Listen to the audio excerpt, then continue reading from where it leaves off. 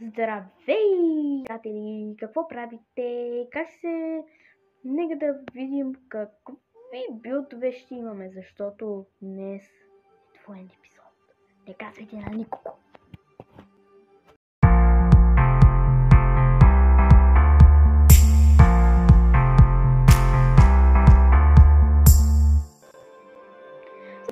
Ама Херобрайнки, Алекс, какво означава твоен епизод? Какво ли означава? Вместо един билд ще имаме два. И това не включва апгрейд на един от тях. Сега нека да представим билдовете. Тоест, първия. И... Drumroll, please. Той ще бъде Double Piston Extender. Ура! Харесва ли ви? Ако да, праскайте лайк бутона, сабскрайбвайте и не да продължим. Но преди да продължим, тук сме се събрали. Се питате, защо ли твой епизод също? Защото вчера канала ми навърши една годинка. Нека всички да пеем Happy birthday to you, Happy birthday to you, Happy birthday for Bulgaria, Happy birthday to you. Благодаря. Много обичам.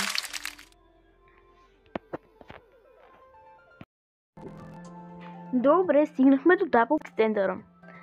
Така, това е версията, която ще го гледаме отгоре. Аз ще ви покажа версия, която ще гледаме отстрани.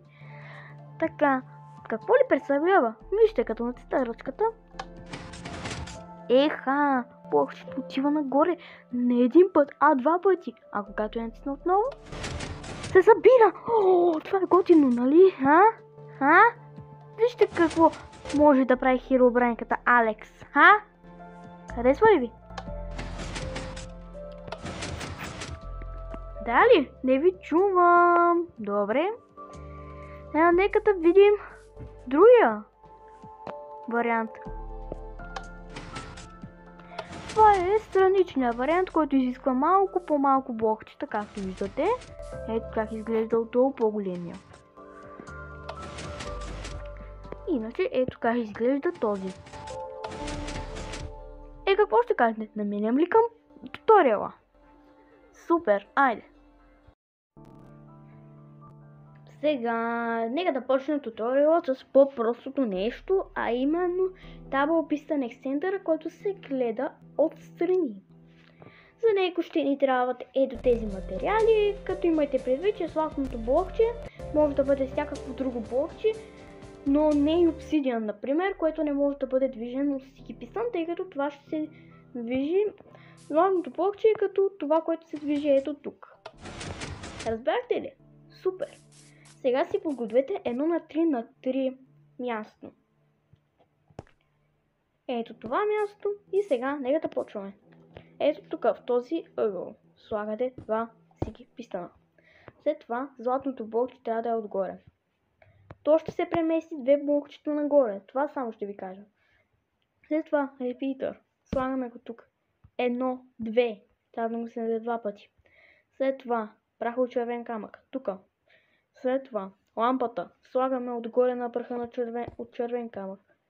Само да ви кажа, че всичките билдове, които правя в тези 7 епизода са за Bedrock Edition. Не знам дали става за Java, но дават за Bedrock. Мисля, че съм го казвал и преди, но да е ясно. Слагаме след това от лампата, сочиш към първия Sticky Piston, Observer. След това слагаме Rescue Dust. Много важно. Слагаме го отгоре. След това ръчката слагаме тук. Вуаля! Работи.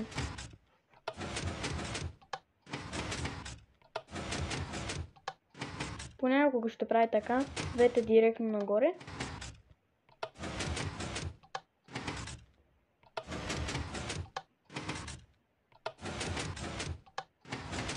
А понякога и така. Ето на.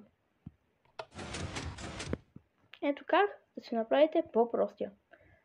И ако иска да го направя, да го гледате отгоре, трябва също си направите един такъв. Така. Ето как може да го апгрейднете към да го гледате отгоре.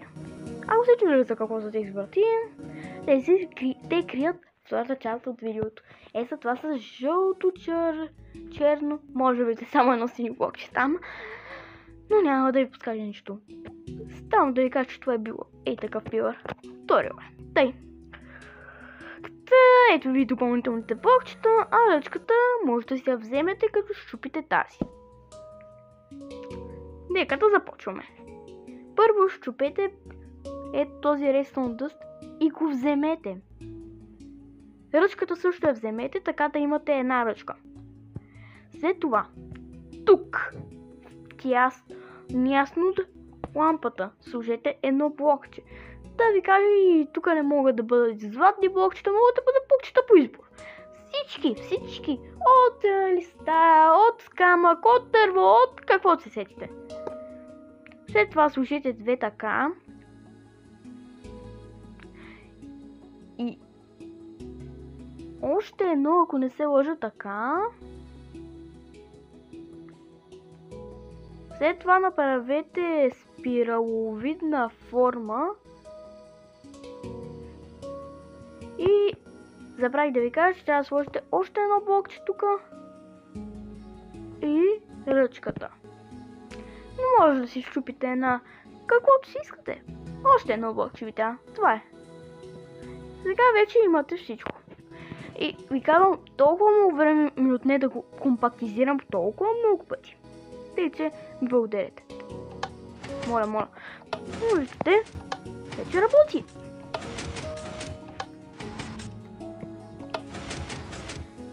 Сега нека да пристъпим към втория. Да открехна време. Само да ви кажа, че много ви обичам. И билда е тръмроли. Автоматична врата. Еха.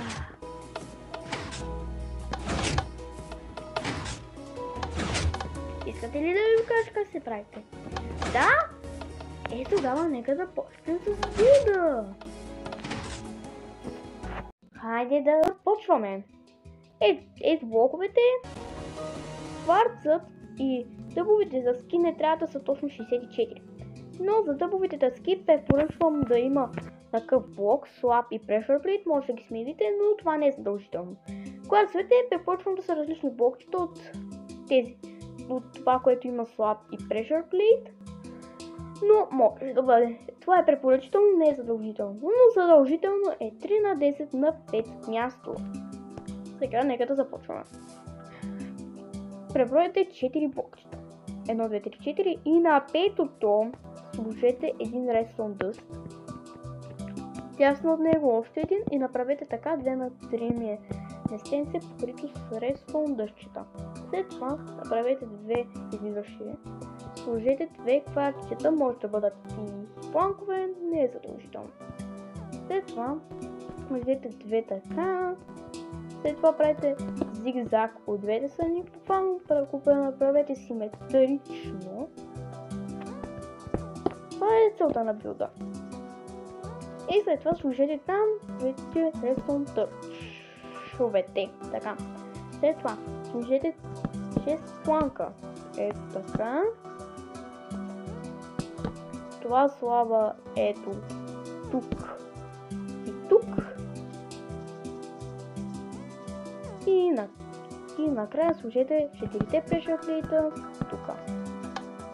И при трябва, като стъпите на pressure plate-овете, двата точета се изключат. Ако стане така, поздравление, вие сте си направили първата стъпка. Ето това, над точките сложете 2 блокчета. След това ги пистани от двете страни.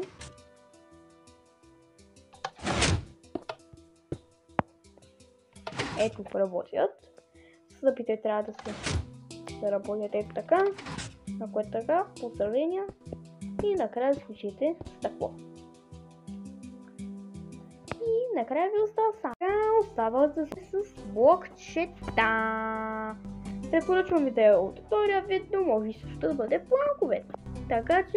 Така ще спидъп на това до момента, в който поставям последното блокче.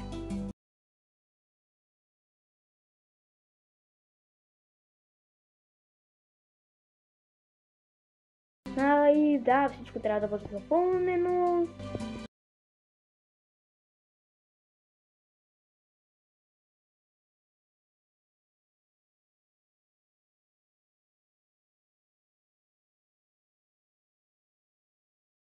И дойде момента за последното блокче.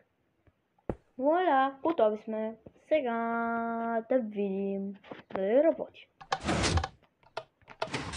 Може да го имплементирате в земята. Трябва да направите две блокчета надолу, както виждате. Ето както аз съм разкрил на Showcase варианта. Тези 4 блокчета са също забравих да кажа, могат да бъдат всякакви, могат да бъдат склад, могат да бъдат всичко, стига да бъдат движени от стики писта. Ето, перфектно си работи с склад. Значи, даже да не казвам по-добре, вижте, так е скрито. Нищо не се вижда. Но, ако слагате стъкло, може да махнете, но ако не слагате и стъкло, може да махнете и тия слабо, тъй като не са ви за нищо. Просто се вижда. Но, да се надяваме, това е всичко. Ако ви харесват билдовете, не забравяйте да коментирате. Да, приятели, това беше за днес. Поне така е в предишните ми 6 клипчета. Но, както казах, днес е специален твоен епизод. Рожден ден имахме вчера. Затова ще я отправя една последна изненада. И тя е... утре също ще има, защото може би, евентуално, имаме лайвстрим, този път истински, не като първия епизод. Така че... лайквайте и сабскрайбвате и си включете нотификациите, за да не го изпуснете. От мен, чао и до нови срещи!